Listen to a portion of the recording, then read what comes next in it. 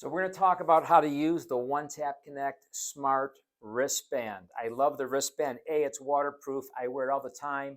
And the rare occasion I forget my smart card or I don't have my phone with me, this comes in handy. So if somebody says, do you have a card? I simply stick out my wristband and say, do you have a phone?